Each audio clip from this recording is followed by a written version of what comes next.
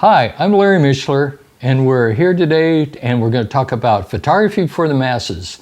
And we're doing this on photography before digital. And we're doing this all on through Larry's lens.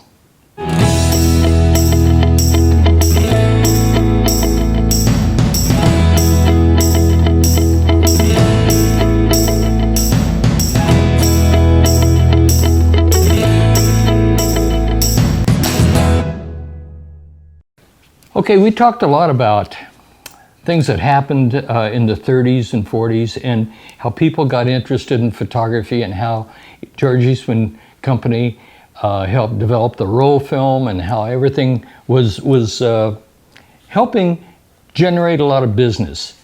And we had a lot of these cameras like this, and they were nice, but they still required, they had some problems with them. And so the problems were that they were big and they were clunky and you had to make adjustments. So in 1938, they came out with the Brownie special camera. And it's made out of metal, and it was a neat little camera. And they made this from 1938 to 1942. And I guess you know why they quit making it in 42. There's a thing called World War II. So almost all the manufacturers of cameras then went to making things for the government like optical bomb sights and all kinds of optical devices for the military. So anyway, this was a neat little camera, and you'd point it like this, and so this was pretty successful, but it was made out of metal and it was probably more expensive. Also in 1938, Kodak made its first 35 millimeter camera. This is the Kodak 35, and it was made out of bakelite construction.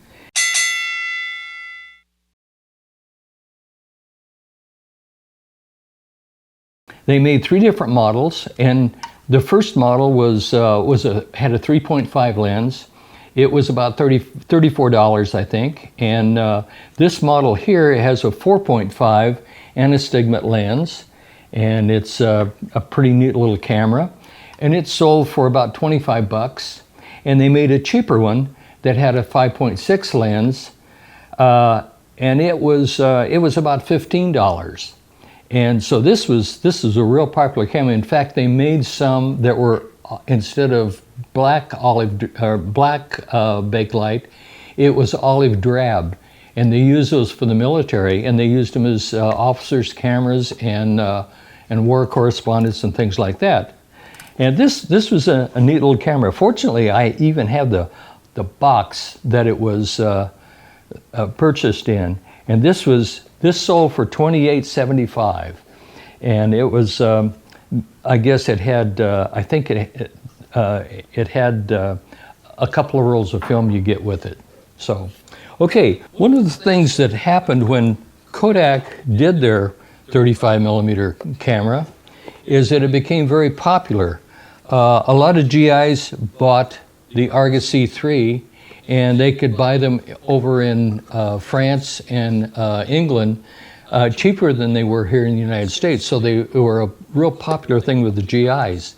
Also, Ektachrome and Kodachrome started to be making a real presence in there, and people would take slides. And the slide program started to become very popular because people they liked the color and they liked to be able to project it. But I'm going to talk more about projection of the slides and how this came about in another episode. So we'll talk about that later. On the Brownie Hawkeye, as I said, when the pictures were blurry, they weren't too nice, and so when you fix those, then it became even better.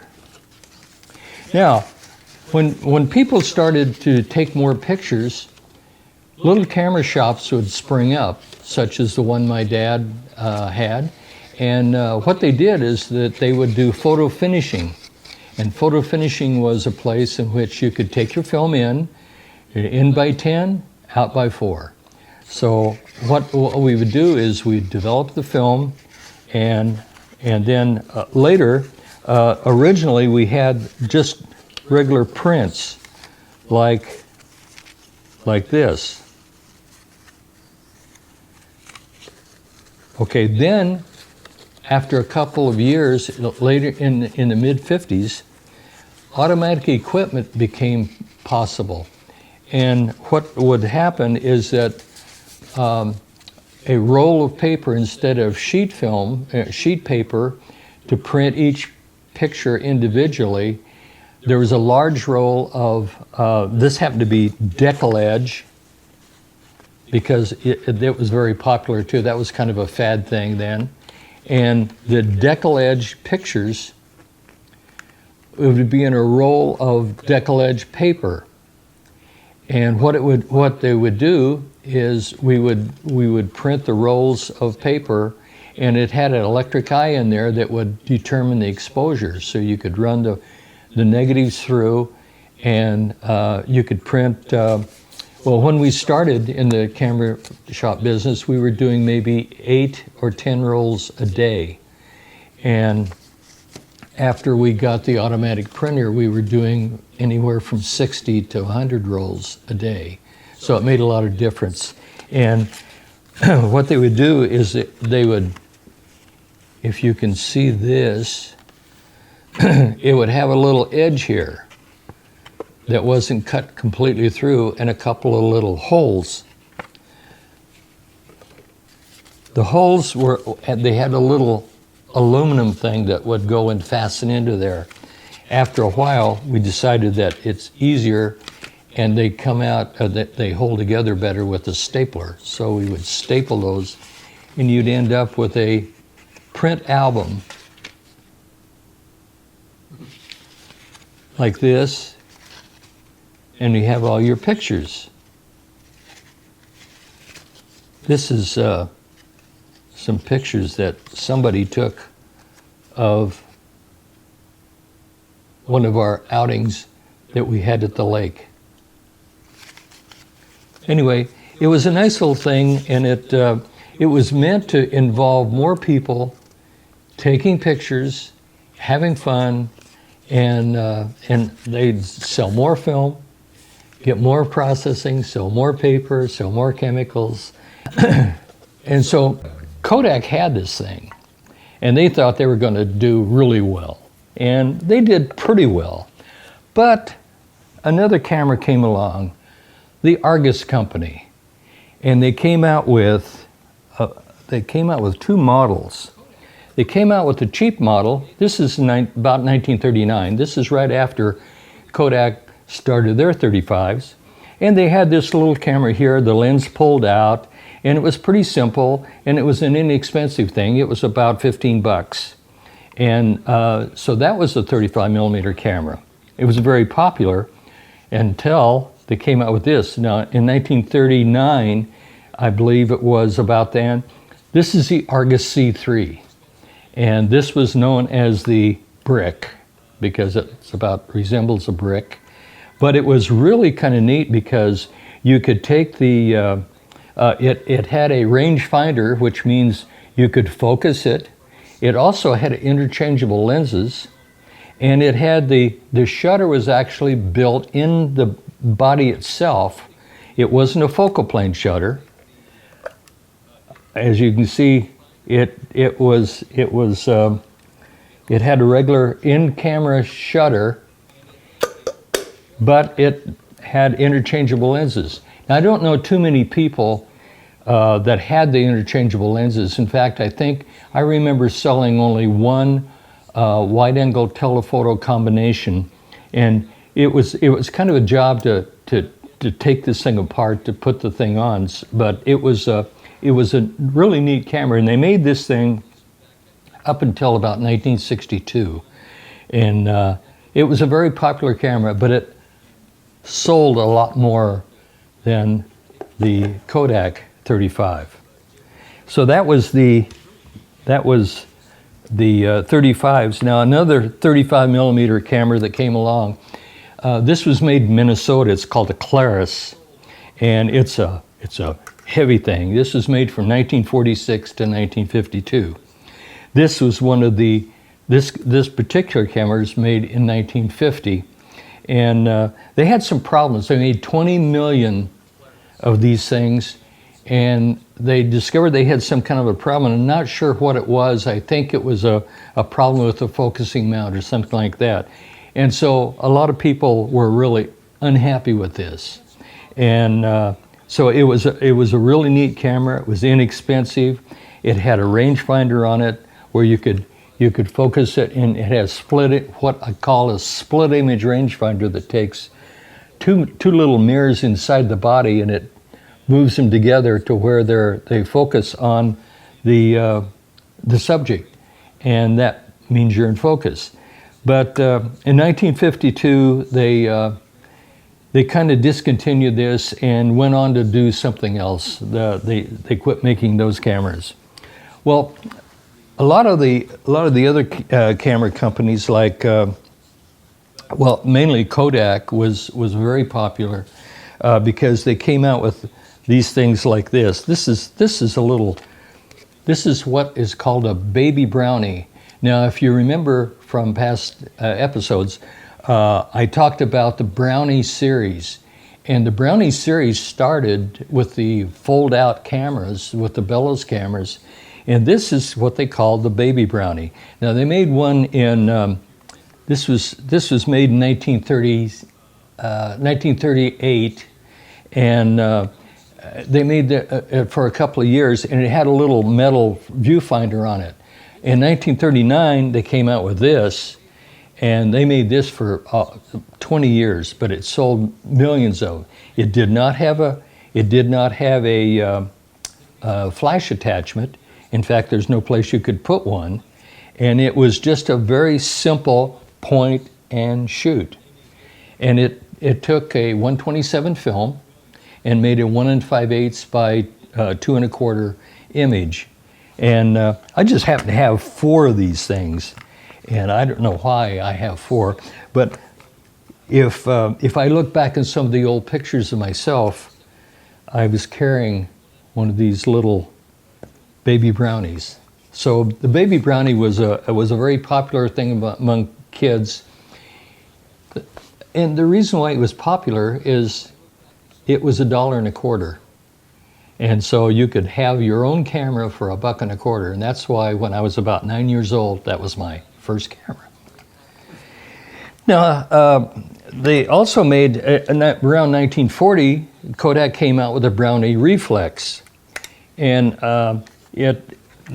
you look down in here, it has a mirror in here so that you can see, and this is what's called a twin lens reflex. It has 2 lenses. The thing is, they were difficult for the average person to use, because if they were shooting anything that had movement, if you go like this and you go if somebody was going that way and you follow that, the image seems to go the opposite direction because it's a mirror image. So a lot of people were a little unhappy with that. But they made this, this camera was made up until about 1952.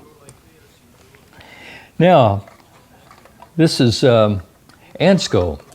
This is my second camera, and it has a place for a flash, and it took 620 film, and it was basically a metal camera. It was pretty durable, and it had a little sports finder up here to view the picture and take pictures. It had only 1 shutter speed. That was it. And the thing is, Ansco had a problem.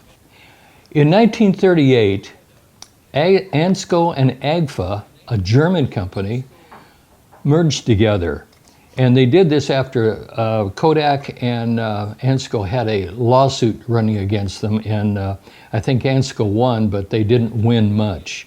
So anyway, Ansco joined Agfa and had all of the Agfa products. So it was Ansco Agfa company. Well, in 1942, the war started. World War II, against the Germans. So the company, Ansco, was taken over by the government. And you know the way government runs things.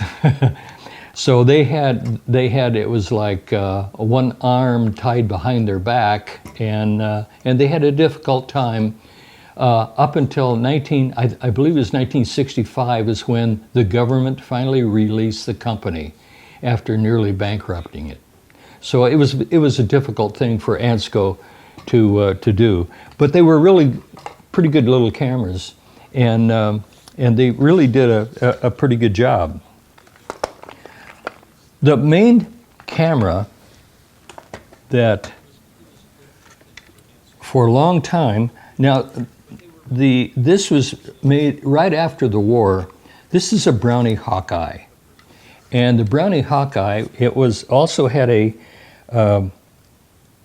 viewfinder that you look down in. The shutter release is right here. But it had a really neat, little design, and it was very popular. And you could buy one of these in a kit. They called it the Brownie Hawkeye outfit. It was $12.95, and it had a roll of film. It had some bulbs in it, and a flash attachment, and the batteries, and the whole thing. When Kodak made this, they had a real successful time with it. They sold millions and millions of these little cameras. I noticed one thing. My dad and I had this camera shop, and we'd sell these cameras to people. They'd come in and I'd say, well, let's take a look at your pictures and see how you're doing. And we'd look at them, and they were fine. And after a period of several months, they'd come back in and we'd look at their pictures, and they were starting to look a little fuzzy and a little, the pictures weren't the good quality and good contrast like they had been getting before. So I found out that the camera itself had an inherent problem. And I'll show you what we did. This is how I got started in the camera repair business. There's 2 screws that held this film thing here, and the lens was right here. What would happen, the bakelite, for some reason, this particular kind of bakelite gave off some kind of thing that caused mold or a fungus to grow on the inside of the plastic lens. Consequently, the lens itself would get really kind of cruddy looking. So I discovered this and started, if somebody would come in and say, well, my pictures aren't as good as they are, I'd say, bring your camera in and I'll fix it for you. So they'd come in and I'd take a little, at the time, we used carbon tetrachloride, which is probably a very illegal substance today, but we used carbon tetrachloride, and we'd take, I had to watch it on this. I use regular Windex on these, but, and a Q-tip, and we'd wipe and clean both sides of the lens. And then you could put it back together, and you were good for another, probably couple of years. And the pictures would come out again. Well, what this did, well, it did 2 things. It made the customers very happy because, again, they were back taking pictures that they were proud of. The other thing it did was to teach me about the operation of a camera, and that if you had a screwdriver and a set of screwdrivers, you could take anything apart, which I did often. Anyway, that's how I got into the camera repair business. Started off simple with the little Brownie Hawkeyes. The Brownie Hawkeye, if you remember, was one of the things that they had adapted the new flash system so that it operated several of the flashes that they made for this. And I'm going to bring over a couple of little flash attachments now. The Brownie Hawkeye was the first camera that had the universal Kodak flash mount on it. And it was it would accept any of the Kodak flashes. So they got real wise. They came out with all kinds of little things. This is a Kodak generator flash.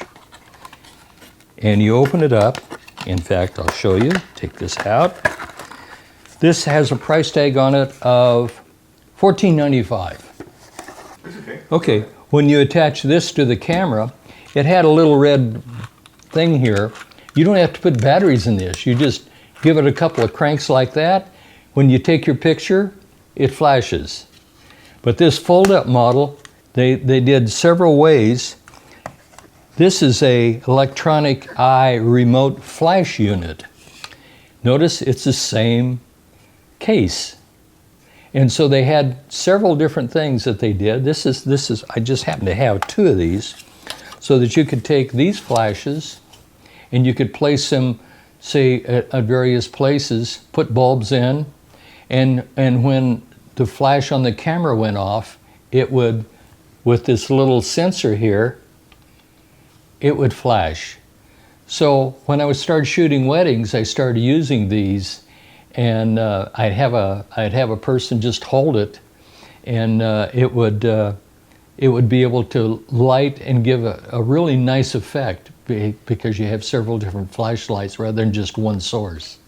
So Kodak was really pretty neat about using one particular mold and getting several different items out of it.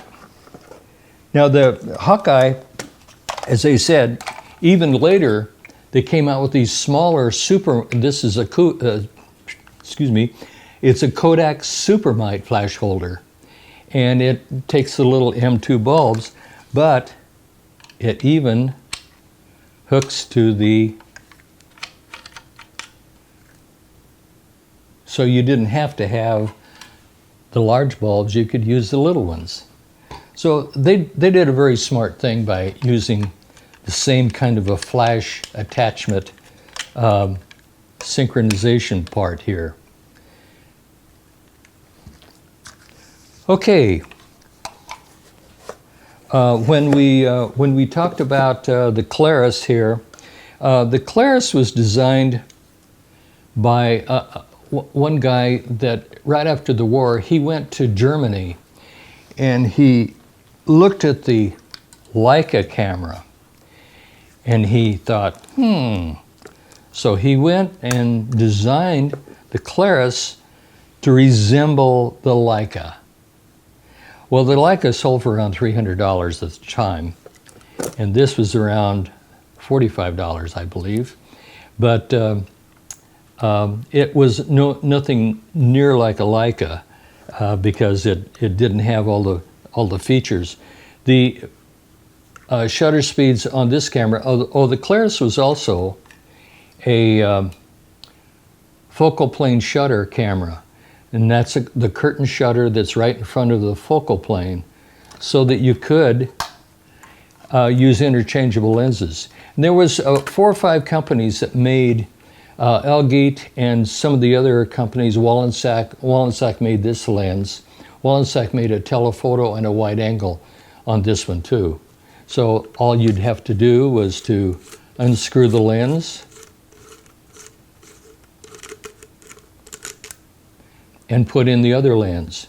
Now some people thought, gee, that looks like a Leica lens, but the Leica was slightly smaller and wouldn't work on here. So, consequently the Wallensack lenses wouldn't work on the Leica either.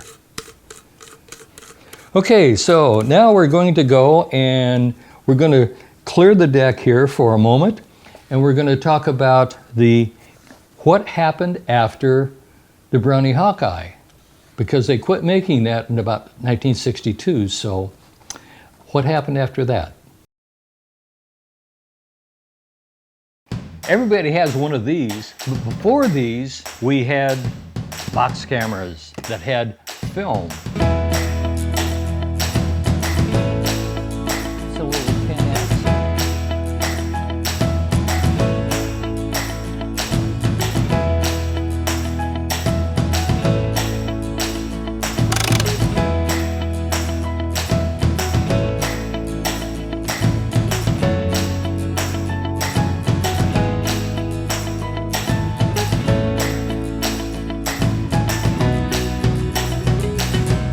I tell you what, next time we do this, if you could stay awake instead of snoring, that would be great.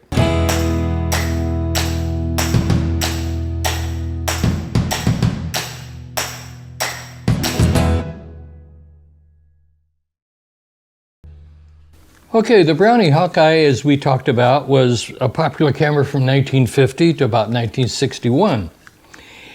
What happened after that? Well, the marketing department at Kodak got together and said, we need a new series. And so a series is what they did. So what they did is they came out with the Star series. It had the Star Flash, the Starmite, the Starbright, the Star, everything. Everything was stars. And this is the Star meter. Anyway, what they did is they came out with these things in 1957, and between 1957 and 1962, they sold 10 million outfits. And they sold them in little kits like this, and they were very popular, as you can see. 10 million. Wow. I'm a little bit embarrassed because I don't have samples of all of them. They had about 12 different cameras. This is a Starmite 2, and I think we've looked at this before. This was one of the kits that used the AG1 bulbs. This is a Starmite, which was similar, and it had a little different flash. And it sold for, they were all pretty much the same thing, $14.95, something like that for the kit.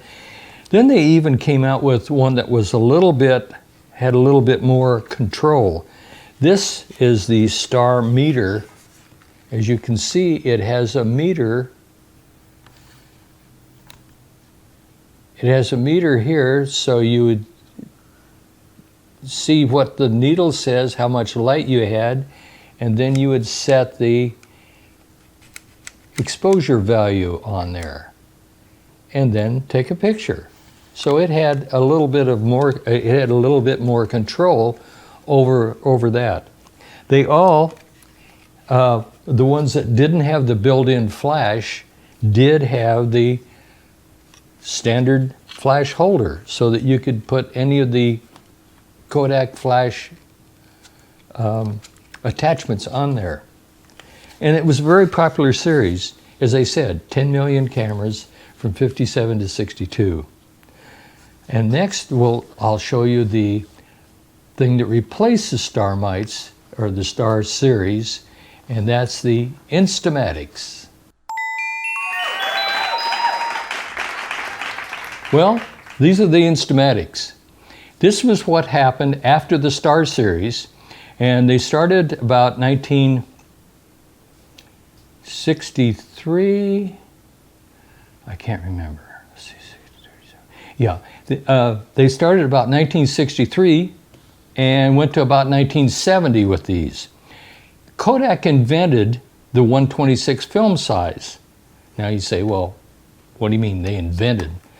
Well, one of the problems that all camera manufacturers had was how to get the film in easily and so that it worked every time.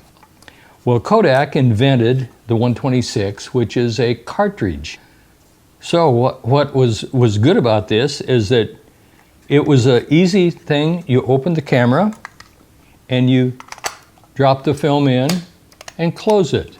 And that was all you had to do. And you advance it to the first one, start taking pictures. It also had the little flash cube thing on top. Many of them did.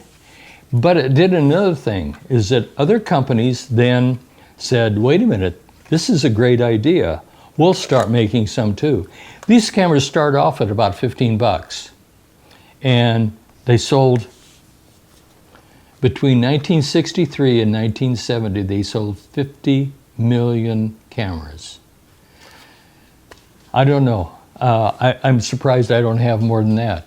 You know, I didn't have too many of the Starflex examples, and the reason for it is, when I was collecting cameras, they weren't very rare, and they, you know, were so commonplace. With 10 million of them on the market, I didn't consider them collectible. However, 50 years later, everything's collectible.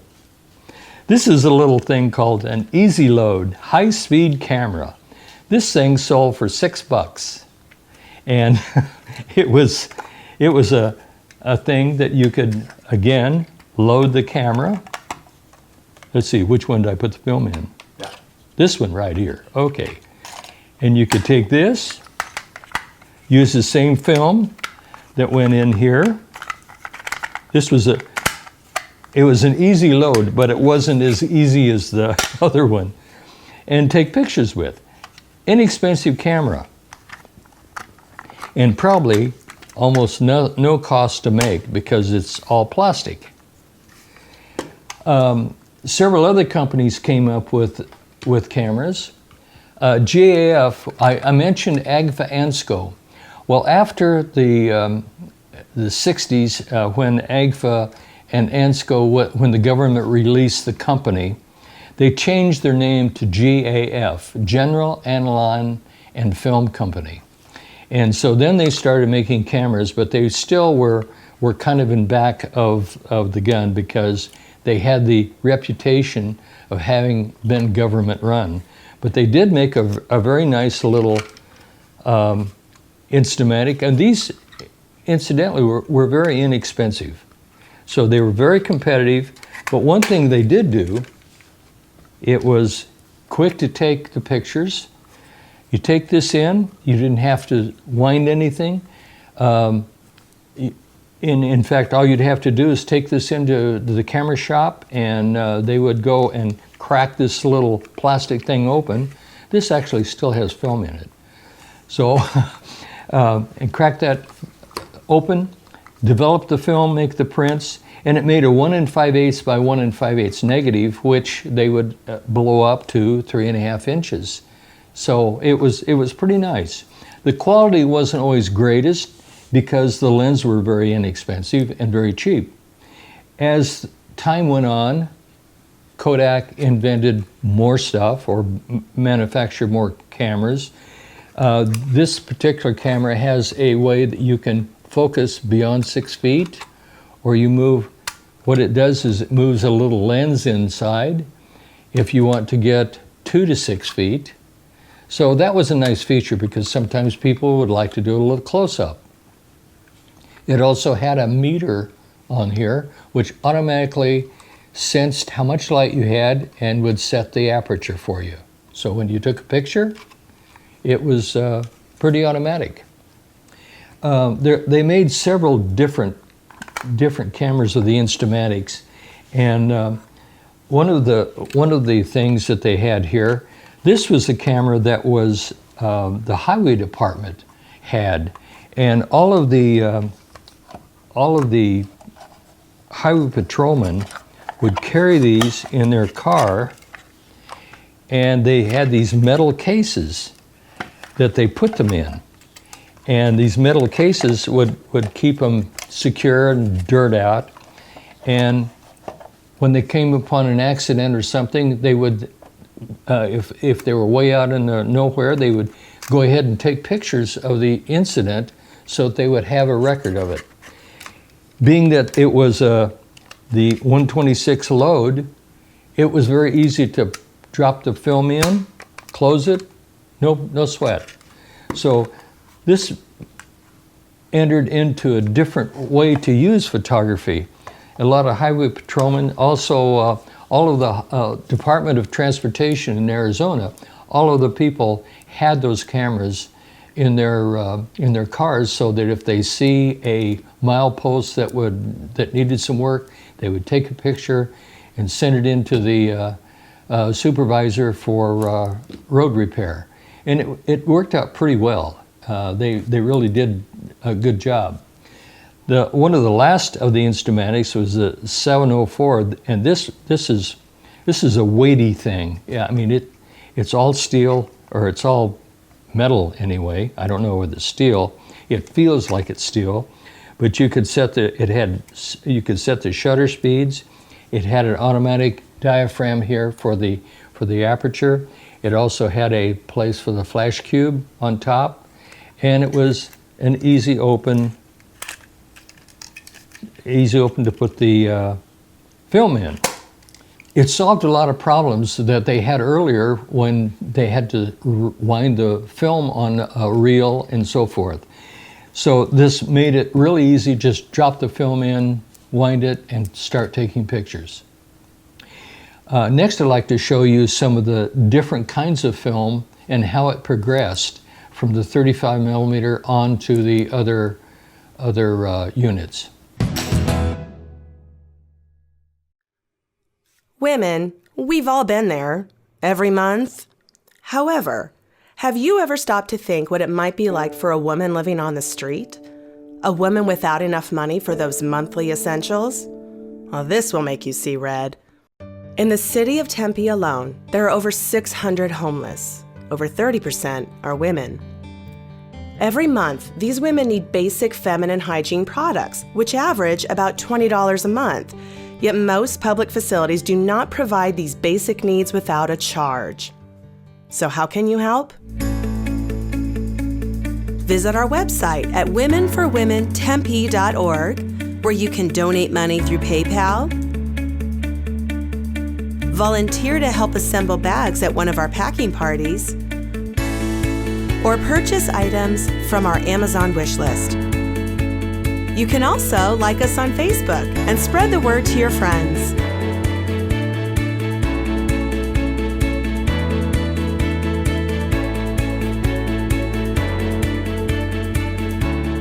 I wish more people supported this program because it does a lot of help. Thank you so much for the feminine hygiene products. Out here on the streets, it's hard to come up with the funds for from $5 to $8 for a box, and the hand wipes that we get, it definitely makes it easier to be a woman out here and homeless. Thank you so much, Women for Women. With knowledge comes responsibility. Now that you know, how will you respond? Women for Women. Dignity, health, period. I mentioned before that the film size has caused several problems because some people would buy a camera and they wouldn't know what film to buy. This happens to be a 620. This is a Kodak Tourister. It takes a film that is, well, this is 120 film, and everybody says, well, it's the same size. The difference was in the Kodak version of the reel, it has two different reels here. This is a 620, this is a 120. And if you can see this, this has a little ridge on here, which makes it a little thicker. And they designed the cameras so that the one that takes a 620 film will go in, and this is just slightly larger. The inside, actually the film is exactly the same. Why they did that, not really quite sure, and I think it's because they didn't want people using the professional film or the 120 film in the 620 size. If you would take a roll of Tri-X 120 and get it into a Brownie Hawkeye, it would be blasted, and if you took it outside. However, if you did with the Brownie Hawkeye, if you could load this in there and take pictures, you could probably take pictures in the house with available light. And they didn't want that either because they wanted to sell flash bulbs too. So, okay, that was the 120. As I said, in 1935 or 1938, Kodak invented the 35 millimeter film. This is a roll of Kodachrome 2. And they came in these little canisters like this. And these are really neat little canisters, except what do you do with them? Well, we used to use them for target shooting. And we would go and people would bring in lots of 35 millimeter film, and each one of those would be a target. As it went, they tried to save money, and so instead of using the metal ones, they came up first with a metal can, but with a rubber lid. Didn't have to screw on, so it saved a little bit of production. This later, they made them all out of rubber, even the tube. So this is, but they still had, that was the way that they would keep film from getting crushed. And these little canisters. A lot of people collected the canisters. They were in different colors. In other words, the Kodachrome was in one color, the Ektachrome was blue, and different colors. So it was kind of a unique thing. Now the 35 millimeter film this is like the reel of 35 millimeter film. This doesn't have any film in it, this is an empty reel. But the reel was made, this took a lot of engineering. It had two ends, the spool, and in the cassette, like this. And the thing fit over the end. Now when you went in, when the guy that was developing your film went into the darkroom, what he would do is he would take that and they'd have usually a metal plate, and they would wrap that, it would knock off the end, open it up, hook up the reel, develop the film, and this would be thrown away. Occasionally, people got to where they could do reloads, and you'd buy a 100-foot roll of film and load as much on as you can. When we shot football, we would buy large rolls of Tri-X film and load our own, and we'd load maybe 39 pictures on one reel. But that means you didn't have to change you didn't have to change film so often. That was the 35 millimeter. Then we came to the 126, and I showed you that cartridge before. This was a cartridge that made photography a lot simpler for a lot of people. Some people didn't have the skill or didn't want to take the time to to thread the film in there, and some of these things are really difficult. So this was amazing. And it came in a little package like this. In fact, it has a little picture of a dumpster, and it says litter here. So this is an unopened. This is an unopened cartridge. The Instamatic series was pretty neat, and it was very successful. As I said, 50 million cameras were sold. And then they decided, hey, we'll come out with something even bigger, better, or actually smaller than that. Okay, this is the Instamatic 40. This was a inexpensive camera, and you load it with the 110 film. Just drop it in the back and close the door. Now some of these had automatic winders that would go and it would wind it to the first picture, and you'd take a picture and that would wind to the next, and so forth. As you can see, that's the size negative it makes. It's just about 1/3 of the size of a 35 millimeter. And actually it shoots it on 16 millimeter film that's specially sprocketed. And so each time you take a picture, it would take that and it'd take that sprocket and move it up one. Now, that brought several other people. This is a Minolta. And this has a built-in flash. It also has a way you can focus. You can, a little focus knob here, and it says set scale at that little thing when close-up lens is used. Okay. So they started doing a really good job with these things, and they would, this would wind the film and cock the shutter.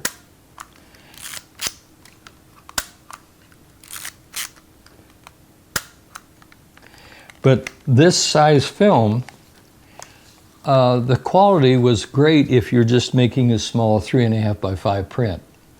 If you make an 8 by 10, you'd look at it and say, "Ooh, that's a little fuzzy, little grainy, little unsharp." But most people were using these for small prints anyway, for their albums and their wallets and that kind of thing. Now, another thing that happened at this time, there's some people that got really wise. And what they would do is that they would take and they would make these consumable cameras. And what they would do, they would use that 110 film, and it was sealed in the entire thing, so you didn't have to load anything. All you do was to put your flash cube on there, take the pictures like that, and it would wind to the next one. It also had a little battery in it that would advance the film. Then what you would do, it came in this little styrofoam box, and it also had a label.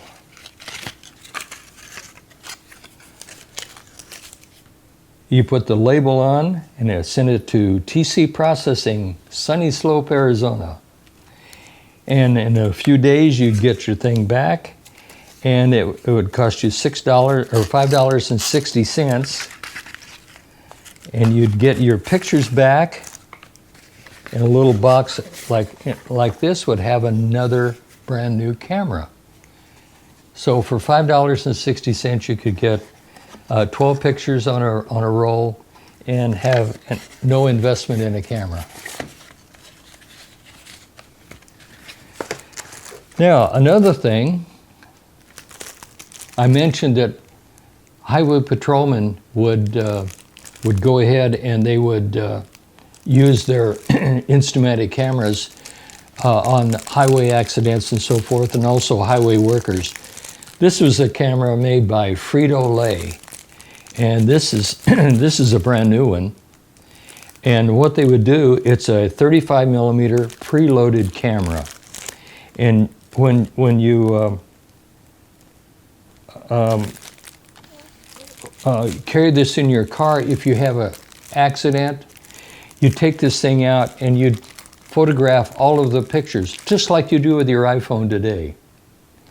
And you take pictures of the accident, and then you it has a place here. It was pretty smart. It had driver, social security number, social security number, accident date, accident location, claim number. It had all of that, and that was called the accident camera. Then you could send that in to, it says C flap for expiration date, and I think you just send it in. Yeah, you just send it into any lab, and they would fix it up for you. But they were inexpensive. Also, these little lure cameras and some of the other cameras, they would go and they would have these for weddings. You could buy a series of 30 of these for a very inexpensive price, about 50 bucks for 30 of them, or 20 of them, I think. And you put one on each table, and the people around the table would take pictures. And again, they had very little investment, and they get a lot of candid pictures that people would take for you. This was commonly used at the weddings, and it was had a built-in electronic flash, and it was easy to use. It even had the instructions on the back on how to use it, and it was the disposable camera. Along with the Instamatic, they also made this telephoto model, and this is a Kodak Tele Instamatic. So a lot of people would go and they wanted to have interchangeable lenses and have a telephoto lens. Well, this also uses the flash stack, or flip flash as they call it. and you could look through the viewfinder, and if you wanted to have a telephoto, you just push the telephoto lens in place, take your picture, and it also changed the viewfinder in there. So it was pretty neat. But all these cameras were meant to sell more film, sell more cameras, and get photography in the hands of everybody that wanted to be. So it was very inexpensive to buy these little Instamatic cameras, and it really helped the industry. One of the laboratories that I worked in the early 60s was an Arizona color film processing lab. And what I did is I was a color printer, and we printed, there was 4 of us that printed color pictures. And what I did was I printed about an average between 80 and 100 rolls an hour on these high-speed printers, and it would be an 8-hour job, so you can imagine how many rolls of film we did. We got rolls of film from all over the United States. They would send it to us, and it was turnaround processing, so they were set out by airplane back to the big cities. We did work for New York and Chicago and Las Vegas and several different companies, but we did a lot of film processing every night, and that was just it. I didn't last too long. I only did that for about 8 months because the shift was from midnight to 8:30, and that was a killer for me because I had a hard time working that night shift. But in order to have 24-hour service, they'd bring the film in at night, process it, send it out, and it'd be there by the next morning. So anyway, I hope you've enjoyed this part of how photography came into being with all the families and all the people that were interested in photography.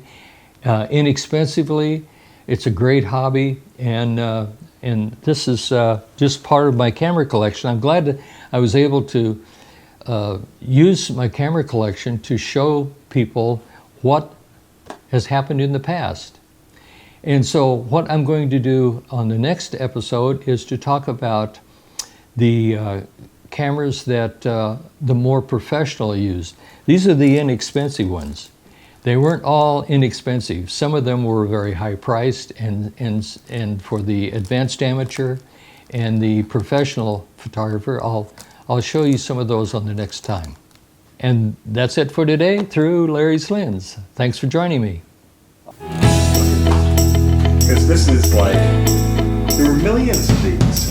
They made millions of them, right? Yeah. The Frito-Lay one, I can't believe that. Did they get this from a bag of chips or something? No, I can't imagine. no, it's you could buy that in the store, but Oh, okay. And the Frito-Lay was just the advertisement of it, Oh, okay. and so they bought the advertisement.